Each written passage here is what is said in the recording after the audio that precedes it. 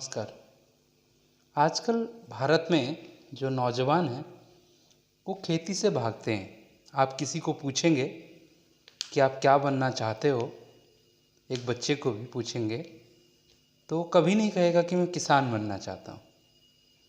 हमारे देश में किसान के लिए जितनी इज्जत होना चाहिए या तो उतना इज्जत है नहीं, या उस प्रोफेशन के लिए है नहीं, या फिर जो भी सरकारें आई हैं उन लोगों ने उनके दिक्कतों के प्रति ध्यान नहीं दिया। तो ऐसा क्या है कि जिसके चलते लोग कृषि से या एग्रीकल्चर से, फार्मिंग से क्यों भागते हैं?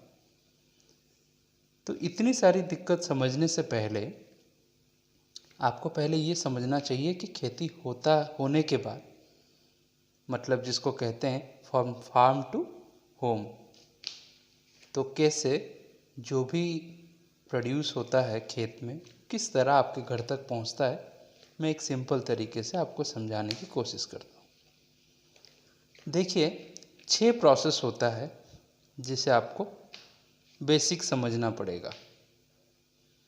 सबसे पहला जो होता है वो होता है फार्मिंग, खेती जो होता है। उसके बाद जो प्रोसेस होता है वो होता है मार्केटिंग। तीसरा प्रोसेस होता है रीसेलिंग। चौथा प्रोसेस होता है, उसको हम बोल सकते हैं कि मैन्युफैक्चरर्स एंड प्रोसेसर्स। पांचवा है डिस्ट्रीब्यूटर्स, और फाइनली होता है रिटेलर्स या रिटेलिंग। देखिए, पहला स्टेप में फार्मिंग में किसान ने खेती बाड़ी कर लिया, हार्वेस्टिंग कर लिया। हार्वेस्टिंग जब करेगा तो उसके बाद उसको मार्केट ही ले जाना पड़ेगा। अपने घर के जितना चाहिए घर पे रख के, बाकी मार्केट को ही लेना पड़ेगा उसे। तो मार्केट में जब बाज़ार में जाता है या कोई मंडी में जाता है तो वहाँ पे क्या होता है, वो डायरेक्टली ऐसा नहीं होता है कि कस्टमरों को सीधा डायरेक्ट बेच लें, ऐसा नहीं होता है। चाहे आप अनाज की ही बात कर लें, है ना, गेहूँ वगैरह, या फिर आप सब्जियों की भी बात करें, दोनों में ही ऐसा नहीं होता है कि किसान सीधा सीधा बेचता हो कस्टमर को। बहुत रेयरली होता है, वो अलग केस है, हम उस पर भी बाद में आएंगे। तीसरा जो स्टेप होता है वो होता है रीसेलिंग। देखिए, मार्केट में या मंडी में जब आप जाते हैं या कोई किसान जाता है अपना पैदावार लेके, तो उससे एक कमीशन एजेंट या मिडिल मैन आप कह सकते हो, जिसको हम आजकल एक टर्म बहुत चलता है जो कि उत्तर भारत में बहुत चलता है, आड़ती है। तो उसे आड़तिया ले लेता है। आड़तिया क्या करता है, जो मंडी में, अब मंडी का टैक्स वगैरह भी होता है तो उसको टैक्स वगैरह देना पड़ता है, तो वो भी किसान के खाते में ही जाता है। उसके बाद क्या होता है कि वो बड़ा एक, जिसको एग्रीगेटर कहते हैं, उसे देते हैं। एग्रीगेटर से ही बाकी लोग खरीदते हैं। जैसे कि आप मान लीजिए, अगर किसी ऐसे समझ लीजिए आटा है, मैं एक एक केस स्टडी आपको बताऊंगा अलग से। एक आटा का बताऊंगा, एक कोई मान लीजिए गोभी का बता दूंगा या टमाटर का बता दूंगा। तो दो थोड़ा सिंपल तरीके से हम समझेंगे। आटा या चावल जो है, क्योंकि उस पर एमएसपी मिलता है, वो बात अलग है कि हर राज्यों में नहीं होता है। पंजाब, हरियाणा और उत्तर प्रदेश में ही ज़्यादातर है जहाँ पर एमएसपी, जिसको मिनिमम सपोर्ट प्राइस कहते हैं, जो सरकार साल में 2 बार घोषणा करता है। और लगभग 23 ऐसे क्रॉप्स हैं जिसमें मिलता है, जिसमें चावल है, गेहूँ है और भी। तो क्या होता है, जब वो एग्रीगेटर से अगर कोई मैन्युफैक्चरिंग वाला, मान लीजिए कि किसी को आशीर्वाद आटा है या पतंजलि का है, तो वो एग्रीगेटर से खरीदते हैं। मैं जो बता रहा हूँ मैक्सिमम ऐसे होता है। देखिए, एक्सेप्शंस भी मौजूद हैं। और वही चीज़ अगर सरकार को, आपने सुना होगा एफसीआई भी खरीदती है, फूड कॉरपोरेशन ऑफ इंडिया जो है सरकार भी खरीदती है, क्योंकि सरकार का एक पॉलिसी है जिसको कहते हैं नेशनल फूड सिक्योरिटी एक्ट, जिसके तहत आपने सुना होगा कि हर महीने जो बिलो पॉवर्टी लाइन है उनको लोग हैं उनको गेहूँ चावल दिया जाता है, हर महीने दाल भी दिया जाता है। तो उनके लिए भी सरकार को इन्हीं से खरीदना पड़ता है, जो एग्रीगेटर होते हैं, आप कह सकते हैं बड़े आड़ती जो हैं, तो उनसे खरीदना पड़ता है। उसके बाद कंपनी, मान लीजिए कंपनी लेता है, और कंपनी लेने के बाद वो मैन्युफैक्चर करता है, जिसे हम प्रोसेसर या मैन्युफैक्चरर्स कह सकते हैं। फिर वो क्या करता है, करने के बाद पैकिंग करके फिर वो डिस्ट्रीब्यूटर को देता है, और डिस्ट्रीब्यूटर से रिटेलर लेता है, जो आप गांव में या शहरों में जो दुकान देखते हैं रिटेलर, फिर वहाँ से आप खरीदते हैं। मैं आपको, जैसे मैंने बताया, मैं आटा और टमाटर मान लीजिए, इन दोनों का उदाहरण देके बताऊंगा कि किस तरह होता है। तो आटे वाले केस में क्या होता है कि जब गेहूं उगाया जाता है, काटने के बाद, हार्वेस्टिंग के बाद, या तो जो आड़तीये होते हैं, हो सकता है वो छोटे हों, जो कि डायरेक्टली आपके आके खेत से ही ले जाएं, या फिर आपको मंडी जाना पड़े। वो निर्भर करता है कि आप उनके बीच में, आपके और उनके बीच में, मतलब किसान और उनके बीच में कैसा रिश्ता है। उस हिसाब से जिनको पता होता है वो आके ले लेते हैं, क्योंकि बहुत सारा ऐसा भी होता है कि उत्तर प्रदेश और बिहार से पंजाब और हरियाणा के बहुत सारे जो आड़तियाँ हैं वो आके ट्रक भर भर के ले जाते हैं गेहूँ और चावल वगैरह।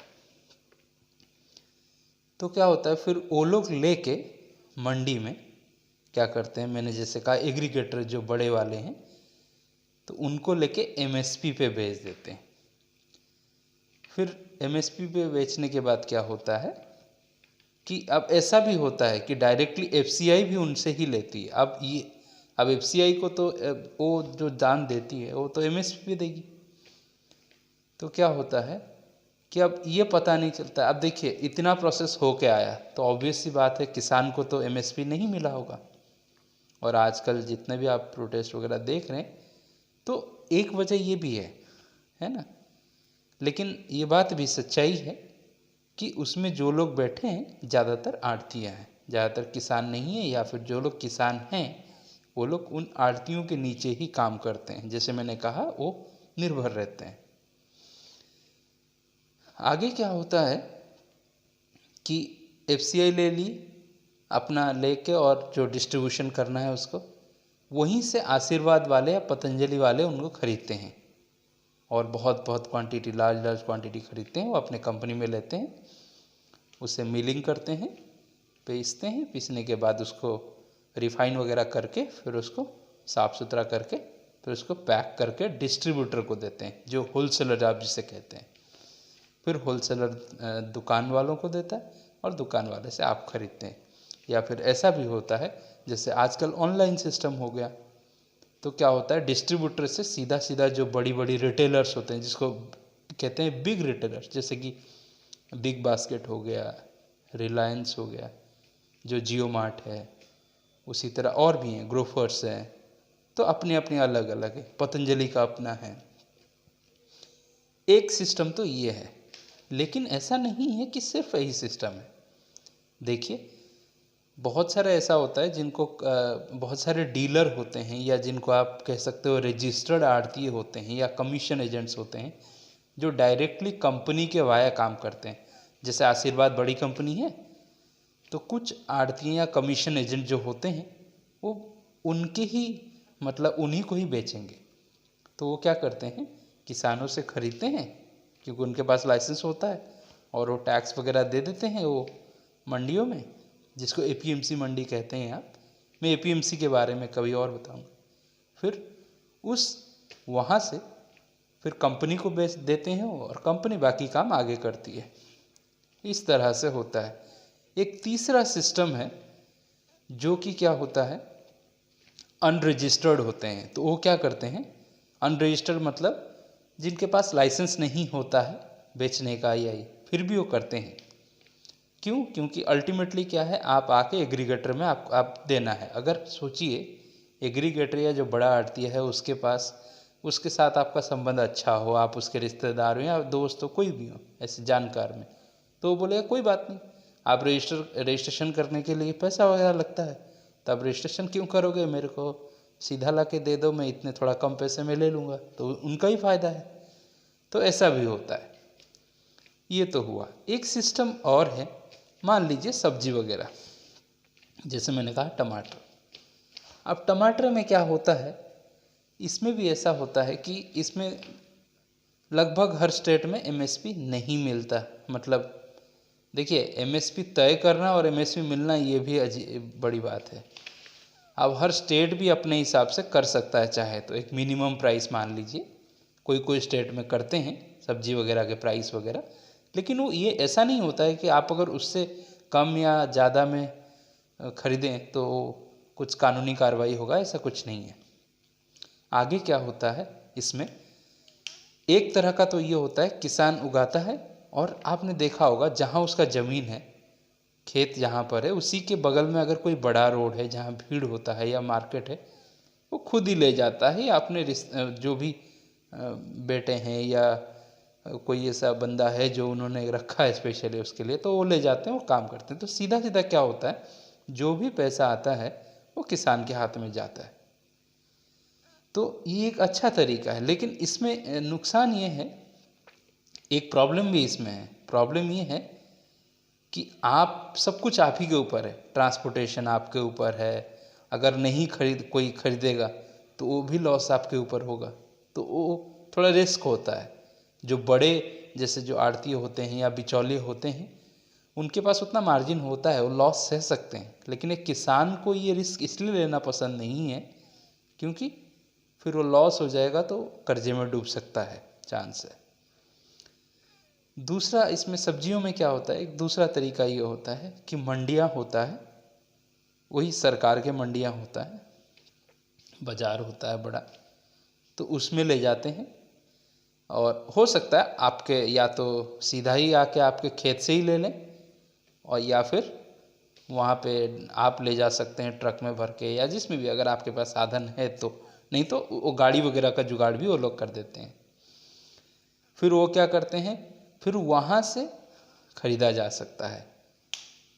बड़े बड़े जो बड़े होलसेलर होते हैं या बड़ा मंडी आपने सुना होगा, वहाँ से फिर छोटे छोटे बाज़ार में जाता है, या लोग अपना ठेले पे लाके बेचते हैं, वहाँ से खरीद के लाके।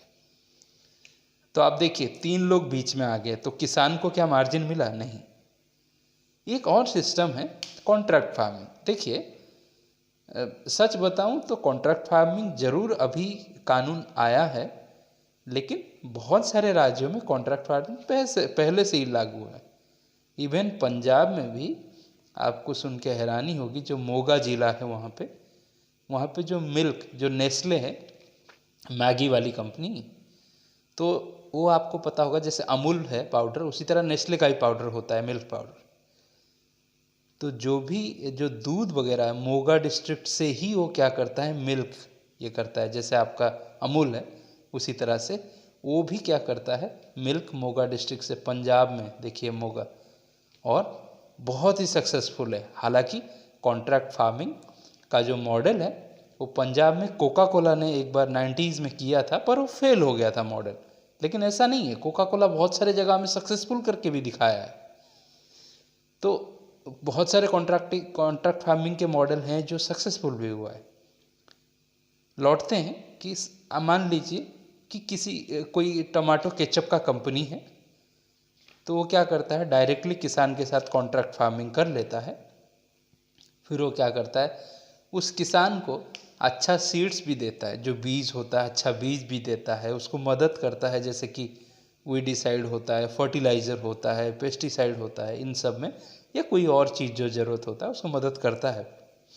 और एक चीज़ याद रखिएगा, प्राइस लगभग तय होता है, हो सकता है थोड़ा मोड़ा ऊपर नीचे हो, लेकिन लगभग तय होता है। वही होता है कॉन्ट्रैक्ट फार्मिंग, क्योंकि कॉन्ट्रैक्ट आपने एक लिखित में आपने कर रखा है उसके साथ पहले से, तो वो आपसे ले लेगा जो कि टमाटो केचप बनाने वाला, और फिर वो स्टॉक करेगा लेके कहीं पे। अब इसमें वो जो तीसरा नया कानून आया, तीसरा जो कानून है आपको पता होगा, एसेंशियल कमोडिटीज़ अमेंडमेंट एक्ट, उसमें क्या जो 1951 में ये कानून आया, 51-55 में था जो, उसको बदला गया। क्यों? उसमें स्टॉक में लिमिट कर देता। आप सोचिए एक बड़ा कंपनी जब खरीदेगा, ठीक है टमाटर वाला तो समझ में आएगा, फिर भी मान लीजिए अगर आप चावल गेहूं वाला कोई लेगा, कोई कंपनी से आप डायरेक्टली डील करें, तो वो तो लेके बहुत सारा क्वांटिटी तो बहुत ज़्यादा होगा, आपने तो स्टॉक पे लिमिट लगा रखा है, इसीलिए उसमें क्या वो जो लिमिट था उसको हटा दिया गया। हाँ, इमरजेंसी सिचुएशन में आप लिमिट लगाया जा सकता है, उसमें दिया हुआ है बहुत सारे उस कानून में, कभी मैं उस कानून में डिटेल में जाऊंगा। फिर क्या होता है, वो टमाटर लेके केचप के लिए ले लेता है और स्टोर करता है, फिर अपना मैं देखिए यहाँ पे क्या हुआ, फार्मर वो बीच में जो आपने मार्केट और रीसेल था वो हट गया, तो फार्मर से सीधा मैन्युफैक्चरर या प्रोसेसर पे चला गया और उसके बाद वही डिस्ट्रीब्यूटर रिटेलर।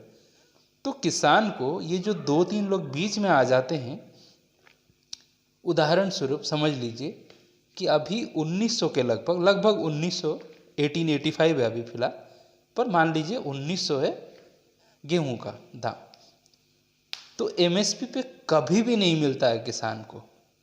हाँ, जो मंडी वाला है वो फिर सिर्फ बैठ के फ़ायदा कम जरूर लेता है, लेकिन जो किसान है उसको वही है।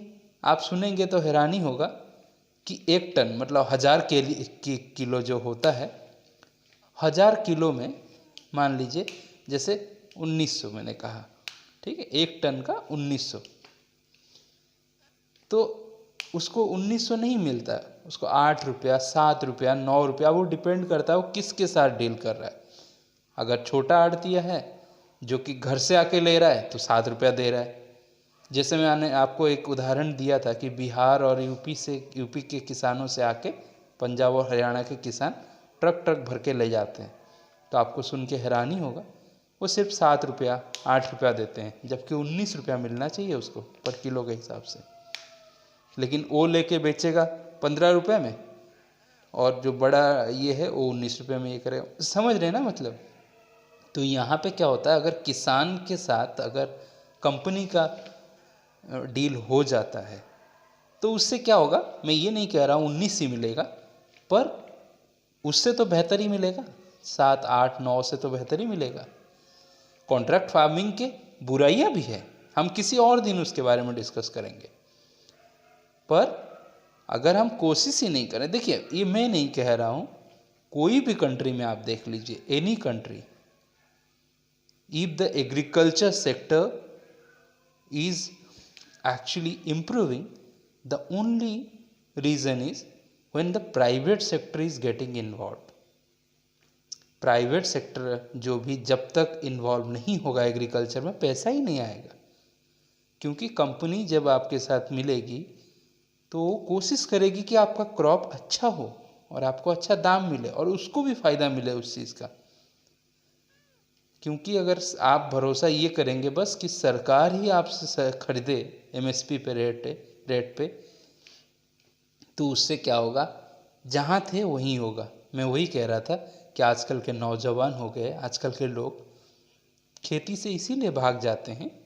हाँ, शहर जाते हैं, शहर में रहते हैं, गांव आएंगे 2-4 दिन या हफ्ते भर घूम के चले जाएंगे, सेल्फी उठाएंगे और जाके पूछेंगे कि ये बढ़िया लग रहा है, ये फल बढ़िया है, ये सब वो सब, और हेल्प भी करेंगे जाके, लेकिन वही है 7 दिन के बाद वापस चले जाएंगे। ऐसा इसीलिए होता है क्योंकि उनको पता ही नहीं है कितनी अच्छी चीज़ है। देखिए बहुत सारे किसानों का जो मॉडल है, देखिए कॉन्ट्रैक्ट फार्मिंग पूरी तरह से सही है ये कहना भी सही नहीं होगा, लेकिन अगर हम ये सोचें कि कॉन्ट्रैक्ट फार्मिंग पूरी तरह से गलत है, ये भी गलत होगा, क्योंकि हिंदुस्तान में पहले से भी कॉन्ट्रैक्ट फार्मिंग होते आ रहा है और बहुत सारे सक्सेसफुल मॉडल्स भी हैं। आपने देखा होगा बहुत सारे लोग आजकल सब्जियां उगाने लगे। क्यों? क्योंकि सब्जियों में एमएसपी नहीं होता है ज़्यादातर, और क्या होता है, जैसे केरला में सब्जियों में भी और फलों में भी एमएसपी होता है सरकार के तरफ से, लेकिन वो ऐसा नहीं होता है कि आप उससे कम दाम में नहीं बेच सकते, मतलब एक तय होता है, तय किया जाता है कि इतना दिया जाना चाहिए। तो इसीलिए सब्जियां उगाते हैं आजकल, क्योंकि उस पर जितना वो खर्च करते हैं उससे थोड़ा बेहतर प्राइस मिल जाता है, मतलब उसमें फ़ायदा है। लेकिन क्या होता है, सिर्फ आप अगर एक ही, जिसको मोनोकल्चर बोलते हैं, या चावल करो या गेहूं करो, तो एक ही तरह का अगर आप क्रॉप ग्रो करेंगे, एनवायरमेंटल भी हार्म होता है, जो कि पंजाब और हरियाणा में हो ही रहा है, और पश्चिमी उत्तर प्रदेश में भी, वेस्टर्न यूपी में भी। तो इसको सुधारने के लिए कॉन्ट्रैक्ट फार्मिंग हो, या फिर ये जो मैंने कहा अभी, ये एग्रीकल्चरल जो सप्लाई चेन है इसको स्ट्रॉन्ग करना पड़ेगा। क्योंकि ये एग्रीकल्चर सप्लाई चेन में जो बिचौलिए 3-4 आ जाते हैं वो नुकसानदायक करते हैं। अगर किसान और इसके, हालांकि बिचौलिए जो है पूरी तरह से ख़त्म नहीं हो सकते, आप मान लीजिए, ऐसा इसलिए है क्योंकि सरकार को तो परचेज करना ही है ना। तो सरकार क्यों जाएगी हर किसान के पास, वो तो यही कोशिश करेगी ना, एक ही बंदा हो मुझे दे दे सब कुछ। नए कानूनों में देखिए, लेकिन एक इंटरेस्टिंग बात यह है कि आप सिर्फ उसी मंडी में ही बेच सकते हैं। जैसे ये बड़ा इंटरेस्टिंग चीज़ है, आपको ये समझना पड़ेगा। आपका जो भी खेती का सामान है, मैंने कहा ना, कुछ प्रतिशत किसान हैं, बहुत कम, रेयर, नेग्लिजिबल, जो कि सीधा लेके बेच देते हैं छोटे छोटे मार्केट में। लेकिन उससे देखिए, हर किसान ऐसा नहीं कर सकता, पॉसिबल ही नहीं है। तो जो ज़्यादातर किसान हैं, मान लीजिए 95% से ऊपर, उनको मंडियों में ही बेचना पड़ता है, चाहे खुद बेचें या जो आड़तियाँ हैं, बिचौलियाँ हैं, वो लेके बेचें, या ट्रेडर हैं, लेकिन वो मंडी में ही जाना है। तो इस सिस्टम में क्या है, जो नया कानून है इसमें ये बेसिकली बताया जा रहा है, इस कानून में ये बताया गया है कि एक प्राइवेट मंडी भी किया जा सकता है, या कोई प्राइवेट कंपनी को भी जो वेयर हाउस बनाएगा, जो स्टोरेज वगैरह के लिए, उसको भी आप बेच सकते हैं। तो उसको इवन पार्लियामेंट में भी सरकार ने ये बता रखा है कि ये जो कानून है, जो पहले से जो एमएसपी दिया जा रहा है, मंडियां हैं, उनको ख़त्म नहीं किया जाएगा। और पार्लियामेंट में जब सरकार कोई बयान देते हैं, याद रखना, सरकार पार्लियामेंट में बयान के ऊपर वापस नहीं जा सकते, क्योंकि वो लीगली बाइंडिंग हो जाता है, आप उस पर केस भी कर सकते हैं। तो इसीलिए वो फैक्ट होता है। तो क्लैरिफिकेशन जो सरकार ने दिया है बहुत बड़ी बात है। देखिए, आखिर में मैं यही कहूँगा, देखिए, कानून के बारे में तो मैं बाद में एक एक करके अच्छे से बता सकता हूँ आपको, लेकिन मेरा बताने का आज का मकसद ये था कि एग्रीकल्चरल जो सप्लाई चेन है, कि खेत से कस्टमर तक उसको कैसे पहुंचता है, यहीं पे प्रॉब्लम है सबसे बड़ा। अगर ये सुधर जाए तो हमारा खेती बिल्कुल सुधर जाएगा। आखिर में मैं ये कहूँगा, ये जो नए बिल्स आए हैं, नए एक्ट हैं, हालांकि इसको होल्ड पे डाल दिया है सुप्रीम कोर्ट ने, लेकिन बात ये है, सुप्रीम कोर्ट इसकी कॉन्स्टिट्यूशनलिटी पे ही फैसला कर सकता है। फाइनली उसे भी ये चीज़ नहीं, कुछ रिकमेंड ही कर सकता है सरकार को, उससे ज़्यादा वो नहीं। अगर ये करना है तो उसे हटाना ही पड़ेगा कानून, जो कि उसका कॉन्स्टिट्यूशनली वैलिडिटी देखेगा कि कहीं वो फंडामेंटल राइट्स को तो ये नहीं कर रहा है, या कोई और कानून है उससे वायलेट तो नहीं कर रहा है। तो अगर मैं प्रेसिडेंस देखूं, हिस्ट्री देखूं लीगल टर्म्स का, तो मुझे नहीं लगता, मैंने जितना ये किया है, मुझे नहीं लगता कि सुप्रीम कोर्ट लीगली इस कानून को निरस्त कर सकता है, हटा सकता है, रिपील कर सकता है, मुझे नहीं लगता। और ये कानून में हो सकता है बुराई हो, लेकिन हम अगर एक ही बात पे रहेंगे कि नहीं, नुकसान हो जाएगा, ये देखिए, अगर हम वहीं पे बने रहेंगे तो हर साल हजारों किसान, आपको मैं डाटा अगर बताऊंगा तो आप रूह कांप जाएंगे, किसान कितने आत्महत्या कर रहे हैं। तो कभी ना कभी तो हमें किसान पर कुछ बड़ा कदम लेना ही होगा। आड़तियों और इनका नुकसान जरूर हो रहा है, लेकिन ये कह देना कि नहीं सब कुछ खत्म हो जाएगा, ये भी गलत होगा। हालांकि उनको एक और मौका भी मिलेगा नया सिस्टम ये करने के लिए। तो मुझे लगता है कि बुराइयां हो सकता है, बिल्कुल होगा। और पंजाब में कॉन्ट्रैक्ट फार्मिंग पहले भी फेल हुआ है, लेकिन सक्सेस भी हुआ है।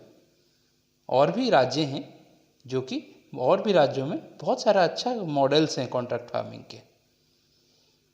वो इसलिए मैं बता रहा हूँ कि एपीएमसी जो कानून बोला जाता है वो हर स्टेट में थोड़ी ना है, नहीं है।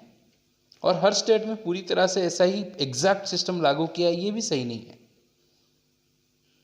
तो अगली बार जब मैं बताऊंगा तो आपको एमएसपी और एपीएमसी के बारे में एक वीडियो लेकर आऊँगा अगले वीडियो में। तब तक मुझे इजाज़त दीजिए। अगर आपको मेरा वीडियो पसंद आ रहा है तो आप इसको ज़रूर लाइक करिए और दूसरों के साथ शेयर करिए नॉलेज के तौर पर। और ज़रूर मेरे चैनल को सब्सक्राइब करिए और उसके बगल में जो घंटी का बटन है, बेल आइकन है, उसे ज़रूर दबा दीजिए। नमस्कार।